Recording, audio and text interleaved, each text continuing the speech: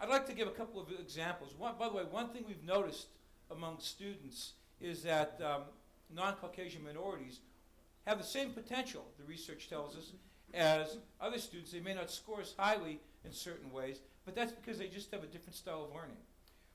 Here's my suggestion, and this goes back, it takes some fairly old but proven educational techniques and delivers them through modern technology. Neither one in isolation really does the job. Some technology delivery mechanisms may make all the difference. Netbook computers. This is a regular notebook computer. It's fast, it has a big screen, it weighs 7 pounds, it goes two hours on a battery. This is a notebook computer. It's 2 pounds, it goes 9 hours, the screen's a little bit smaller, but it costs under $300. They're fairly reliable, and they got all the performance you need to go and make them work on the internet. Computing has moved into the cloud. The cloud is Amazon. The cloud is Google. They rent and sell services to businesses. They give them to us for free. Anybody sign for a Gmail account? If you have, you know you have 7 gigabytes of storage. We don't know where it is. It's somewhere out there. But the applications, photo editing programs, word processing documents, everything moves over that. You don't need a really fast, high-powered computer to go and work in the cloud. Because it's all that you care about is how fast the internet connection is. And any of these computers are more than fast enough. I gave my kid the choice of a fast computer with a big screen or a little netbook computer. I can't pull this one out of her hand. For the last 4 days, I can't pull it out of her hand. So what are some of the ideas we're suggesting? Well, look, and I will simply say that these ideas are being tested.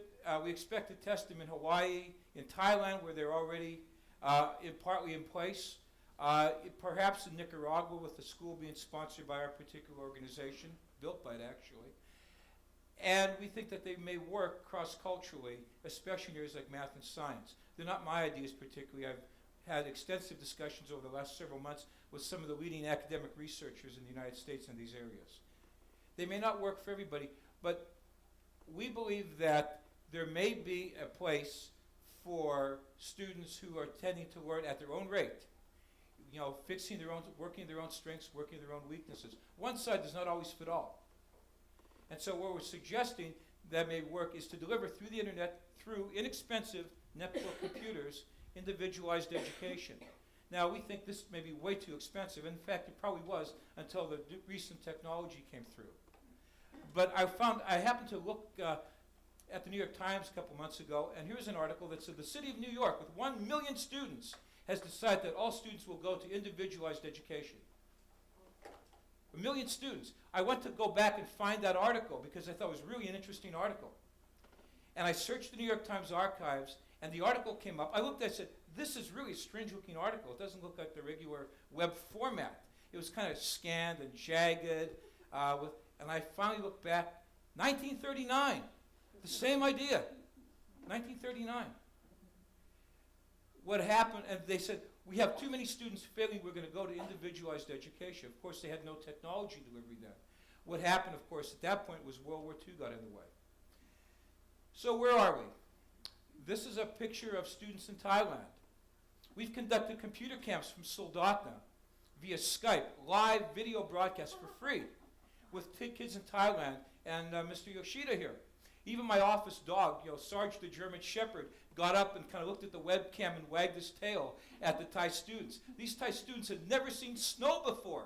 I turned the webcam outside so they could see the outside of the window. We're going to start work. We are tying children in all of these different countries together via digital photography, via netbook computers, and just starting to work with each other. This is an idea of where we've already done digital photography programs in the South Peninsula.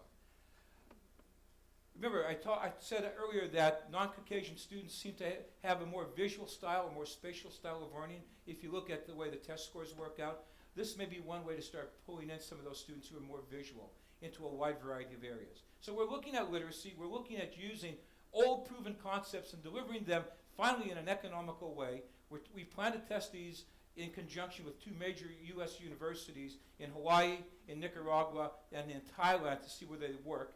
By testing with math and science, equations are the same the world over, and you either have a right answer or a wrong answer.